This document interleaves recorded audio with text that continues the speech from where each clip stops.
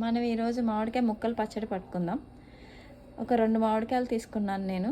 దాన్ని శుభ్రంగా నీళ్ళతో కడిగిన తర్వాత ఒక నీట్ పొడి క్లాత్ తీసుకొని కడిగిన మామిడికాయని తుడుచుకోవాలి.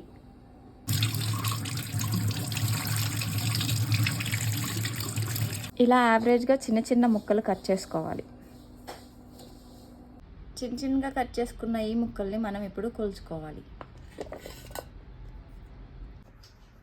సో కొలుసుకున్న ఈ కప్పుల్లో నాకు 4 కప్పులు వచ్చాయి.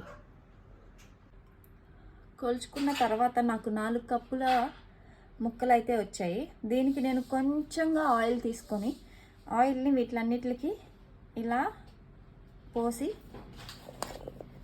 ముక్కలన్నిటికి పట్టేలాగా కలుపుకోవాలి.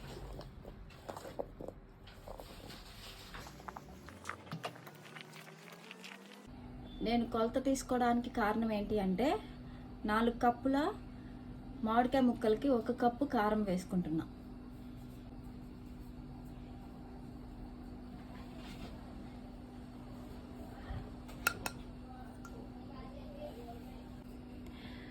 ఒక కప్పు కారం ముక్కల్లో వేసుకున్న తర్వాత 2 స్పూన్ల మెంతులు, 2 స్పూన్ల ఆవాల్ని దోరగా వేయించుకొని మిక్సీ పట్టుకున్న పౌడర్ ఇది.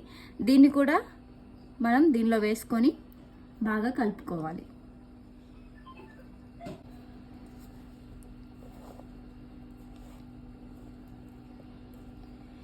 ఏదైనా చేత్తో కలుపుకుంటేనే రుచి ఎక్కువ.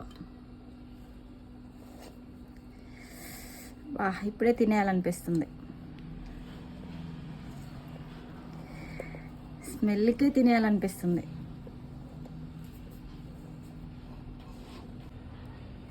ఇది బాగా కలుపుకున్న తర్వాత ఒక గుప్పెడు వెల్లుల్లిపాయల్ని పొట్టు వలిసిన తర్వాత దీనిలో కలుపుకుంటున్నా రుచి కోసం.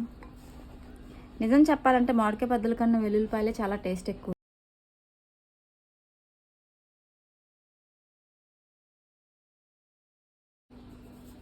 ఏ pinch of salt can change overall the recipe.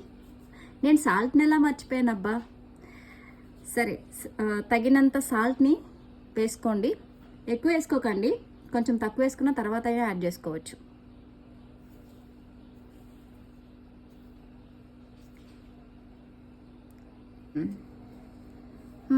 ఫైనల్లోకి వచ్చేసాం. సో 4 కప్పుల మామిడికాయ ముక్కలకి నేను 2 కప్పుల మంచినూనె యాడ్ చేసుకుంటున్నా.